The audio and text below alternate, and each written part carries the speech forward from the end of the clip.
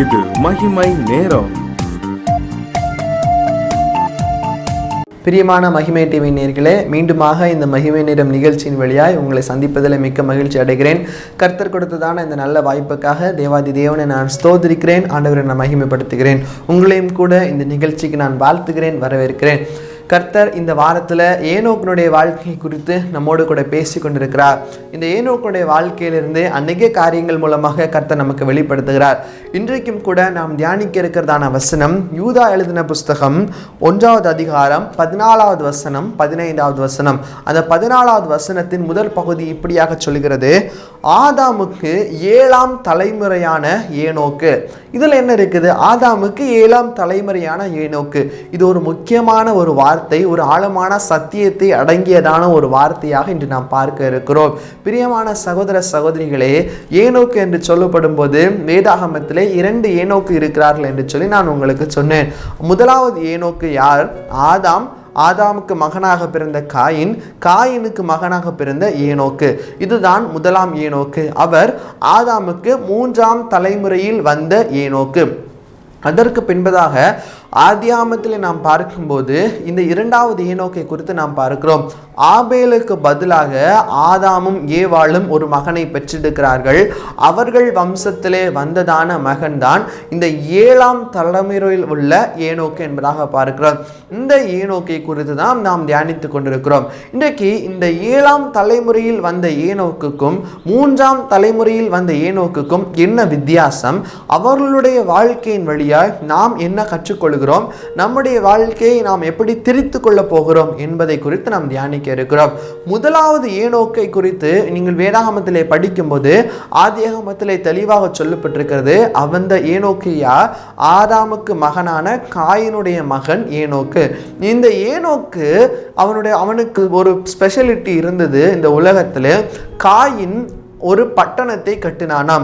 ஒரு பட்டணத்தை காயின் கட்டினான். அந்த பட்டணத்திற்கு இந்த ஏனோக்கினுடைய பெயரை இந்த காயின் சூட்டினதாக வேதாகமத்தில் நாம் பார்க்க முடிகிறது. அப்போ இதிலிருந்து நாம் என்ன கற்றுக்கொள்கிறோம்? முதலாவது ஏனோக்குக்கு உலக ரீதியான ஒரு பெயர் இருந்தது. அந்த பட்டணத்திற்கு போகிறவர்கள் எல்லாருமே அந்த ஏனோக்கினுடைய பெயரை உச்சரிப்பார்கள். அப்போ உலக ரீதியான ஒரு புகழும் ஒரு பேரும் இந்த 3ஆம் தலைமுறையில் வந்த ஏனோக்குக்கு இருந்தது. அதே போல இந்த ஏனோக்கினுடைய வாழ்க்கையில் நாம் பார்ப்போமானால் இந்த ஏனோக்குக்கு என்று உலக சம்பத்துகள், ஒரு பட்டணமே அவனுடைய பெயரில் இருந்ததாக நாம் பார்க்கிறோம். உலக ரீதியான அநேக சம்பத்துகள் இந்த முதலாம் உள்ள ஏனோக்குக்கு இருக்கிறது. காயினுடைய மகனாய் ஏனோக்குக்கு இதெல்லாம் காணப்படுகிறது. ஆனால் இந்த நாம் தியானித்து கொண்டிருக்கிறதான இந்த 7ஆம் தலைமுறையில் வந்ததான ஏனோக்கு, மெத்துசுலாவை பெற்ற ஏனோக்கு எப்படிப்பட்டவர்? அவருக்கு எந்த பட்டணங்களும் கிடையாது. அப்ப அவர்களுக்கு உலக ரீதியான சம்பத்து ஏதும் கிடையாது. அவருக்கு உலக ரீதியான பெரிய புகழ் பேர் எதுவுமே கிடையாது. ஆனால் முக்கியமான ஒரு பங்கு அந்த ஏனோக்குக்கு இருந்தது. அது என்ன? அவர் ஆண்டவரோடு கூட சஞ்சரித்து கொண்டிருந்தார். He walked with God. ஆண்டவரோடு கூட அவர் நடந்து கொண்டிருந்தார். உலக ரீதியான சம்பத்துகளை எல்லாம் வெறுத்ததான, உலக ரீதியான சம்பத்துகள் எதுவும் வேண்டாம் என்று உதறி தள்ளியதான இந்த ஏனோக்கு தன்னுடைய ஆவிக்குரிய ஜீவியத்திலே அவர் நல்ல ஒரு ஸ்ட்ராங்கான மனிதராய் காணப்பட்டார். அவர் நல்ல ஒரு உறுதியான மனிதராய் இந்த 7ஆம் தலைமுறையில் வந்த ஏனோக்கு காணப்பட்டார். ஏன் 7ஆம் தலைமுறை என்று சொல்லி நான் திரும்ப அழுத்தமாக சொல்கிறேன். 7 என்கிற சொல்லும் ஒரு முழுமையின் அடையாளம். நேற்றைய தினத்தில் நாம் பார்த்தோம் 365 என்பது ஒரு முழுமையின் அடையாளம். அதே போல 7 என சொல்லப்படுகிறதான ஒரு சொல்லும் முழுமையின் அடையாளமாக நாம் தியானிக்க போகிறோம். எப்படி?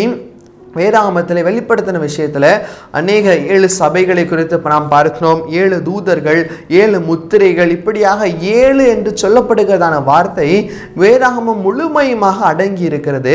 அந்த 7 என்பது ஒரு முற்றுப்புள்ளி, ஆரல்ஸ் ஒரு எண்டிங், ஒரு முழுமை என்று சொல்லப்படுகிறது. நம்முடைய ஆண்டவரும் கூட இந்த உலகத்தை 6 நாட்கள் சிருஷ்டித்தார். 7வது நாள் அவர் ஓய்ந்திருந்தார் என்பதை நாம் பார்த்திருப்போம். ஆனால் 7வது நாள் அவர் எப்படி ஓய்ந்திருந்தார்? 6வது நாளில் படைத்த அந்த மனிதனோடு கூட 7வது நாள் ஓய்ந்திருந்தார். நன்றாக கவனிங்க, 6வது நாள் படைத்த அந்த மனிதனோடு கூட 6 நாட்கள் படைத்து முடித்துவிட்டு 6வது நாள் படைத்த அந்த மனிதரோடு 7வது நாளில் கர்த்தர் ஓய்ந்திருந்தார். இந்த ஏனோக்குடைய வாழ்க்கைக்கும் இந்த 7க்கும் என்ன தொடர்பு பாருங்கள்.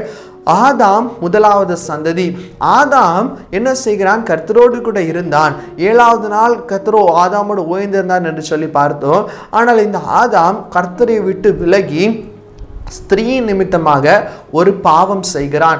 பாவத்திற்கு தன்னை ஒப்பு கொடுக்கிறான் இந்த ஆதாம்.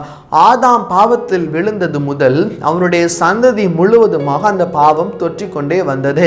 காயின் கொலை செய்கிறான். அதே போல ஒவ்வொரு சந்ததியும் ஒரு 6 சந்ததி பாவத்திற்கு அடிமையாய் பாவத்திற்கு விழுந்து கர்த்தருக்கு தூரமாக நடந்து வந்ததாக நாம் பார்க்கிறோம். ஆனால் இந்த 7வது சந்ததியான ஏனோக்கு அவர் பாவம் செய்யவில்லை. அவர் கர்த்தரோடு கூட சஞ்சரிக்க தொடங்கினார். எப்படி ஆதாம் 7ஆம் நாளில் கர்த்தரோடு உறவாடினானோ, கர்த்தரோடு கூட ஓய்ந்திருந்தானோ, இந்த ஏனோக்கும் 7ஆம் தலைமுறையிலே கர்த்தரோடு கூட சஞ்சரிக்கிறதான, கர்த்தரோடு கூட உறவாடுகிறதான ஒரு பாக்கியத்தை பெற்றதாக நாம் பார்க்கிறோம். 6 தலைமுறைக்கும் ஒரு முடிவு காலமாக 7ஆம் தலைமுறையிலே ஏனோக்கோடு கூட கர்த்தர் சஞ்சரித்தார். ஆதாமோடு 7ஆம் நாள் சஞ்சரித்த ஆண்டவர் ஏனோக்கோடு 7ஆம் தலைமுறையிலே 365 வருடங்கள் சஞ்சரித்ததாக நாம் பார்க்கிறோம். இப்போ நாம் எப்படி சஞ்சரிக்க முடியும்? நமக்கும் ஏனோக்குக்கும் 7க்கும் எந்த தொடர்பு என்று சொல்லி பார்த்தோம். நமக்கும் 7 என்று சொல்லப்படுகிறதான அந்த வார்த்தைக்கும் அந்த எண்ணிற்கும் என்ன சம்பந்தம்? சற்றே சிந்தித்து பார்ப்போமா? ஆதாம் முதல் ஆபிரகாம் வரையிலாக 2000 வருடங்களாக வேதாகமத்தில் இருக்கிறதாம். ஆதாம் முதல் ஆபிரகாம் வரை 2000 வருடங்கள். அதே போல் ஆபிரகாம் முதல் ஆண்டவராய் இயேசு கிறிஸ்து வரை 2000 வருடங்கள். இப்போ மொத்தம் 4000 வருடங்கள் ஆயிருக்கிறது. அதற்கு பின்பதாக ஆண்டவராய் இயேசு கிறிஸ்துக்கு பிறகு ஆஃப்டர் கிரைஸ்ட் அப்படின்னு சொல்லுவாங்க. Before Christ, after Christ, அன்னோ டோமினி. So after Christ இயேசு கிறிஸ்துக்கு பிறகு 2000 வருடங்கள். இப்போ 2022 கிட்டத்தட்ட 2000 வருடங்கள் தாண்டி நாம் வாழ்ந்து கொண்டிருக்கிறோம். அப்போ முதலாவது எப்போ மொத்தமாக எத்தனை வருடங்கள்? 6000 வருடங்கள் முடிந்தது. 6000 வருடங்கள் முடிந்து 7வது 1000வது வருடத்தில் நாம் வாழ்ந்து கொண்டிருக்கிறோம். இப்போ நாம் எப்படி இருக்க வேண்டும்? ஆதாம் ஆண்டவரோடு 7ஆம் நாளில் சஞ்சரித்தான். ஏனோக்கு 7ஆம் தலைமுறையில் ஆண்டவரை சஞ்சரித்தான். இந்த 7000 வருடத்திலே வாழ்ந்து கொண்டிருக்கிற நாமும் ஆண்டவரோடு கூட சஞ்சரிக்க வேண்டும். எப்போது? அதுதான் அந்த 1000 வருட அரசாட்சியிலே. அது ரொம்ப தொலைவில் இல்லை பிரியமானவர்களே, மிகவும் நெருக்கமாக இருக்கிறது. ஆண்டவருக்கு 1000 நாட்களும் ஒரே நாளை போலதான் போன்றதான். இந்த 1000 வருஷங்களும் நாம் ஆண்டவரோடு கூட இருக்க வேண்டும். ஆண்டவரோடு கூட இருக்கும்படியாக மனுஷனை ஆண்டவர் தெரிந்தெடுத்திருக்கிறார். இந்த 1000 வருட அரசாட்சிக்கு நீங்களும் நானும் தகுதியுள்ளவர்களா என்பதை சிந்தித்து பார்க்க வேண்டும். கர்த்தருடைய பார்வையில் 1000 வருடம் ஒரு நாளை போல் இருக்கிறது. இந்த 1000 வருடத்துல இந்த 7வது தலைமுறையில 7வது 1000மான வருடத்துல இருக்கிற நாம் கர்த்தரோடு கூட இருக்கிறோமா? கர்த்தர் நம்ம பிரித்தெடுக்க போகிறார். எப்படி ஏனோக்கை பிரித்தெடுத்தாரோ நம்மையும் பிரித்தெடுக்க போகிறார். 1000 வருட அரசாட்சிக்கு நம்மை பாக்கியவான்களாய் மாற்றிக்கொள்ளும்படியாக.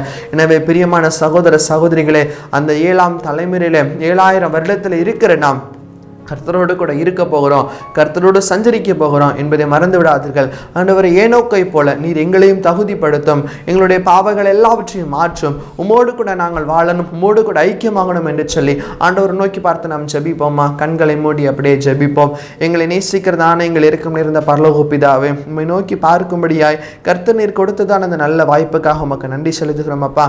ஆதாமுக்கும் 7ஆம் நாளுக்கும் ஆண்டவரே ஏனோக்குக்கும் 7ஆம் தலைமுறைக்கும் எங்களுக்கும் கர்த்தாவே இந்த 7000 வருஷத்திற்கும் உள்ளதான கர்த்தாவே ஒரு ஆண்டவரே அப்பா ஒரு ஐக்கியத்தை நீர் எங்களுக்கு காட்டி நீர் உமக்கு நன்றி செலுத்துகிறோம். வேதத்தின் மகத்துவங்களை நீர் எங்களோடு கூட பேசிக்கொண்டு வருகிறீர், உமக்கு நாங்கள் நன்றி செலுத்துகிறோம் அப்பா. நீரே எங்களோடு கூட வரும்படியாக ஜெபிக்கிறோம் சாமி. மோடு கூட 1000 வருட அரசாட்சியிலே நாங்கள் பங்கெடுக்க நீர் எங்களுக்கு கிருபை கொடுக்கும்படியாக ஜெபிக்கிறோம் அப்பா. உமக்கே துதிகன மகிமை நாங்கள் ஏறெடுக்கிறோம். மீட்பராம் இயேசுவின் இனிதான இன்ப நாமத்தில் வேண்டுகிறோம். எங்கள் ஜெபம் கேளும் எங்கள் நல்ல பிதாவே. ஆமேன், ஆமேன், ஆமேன்.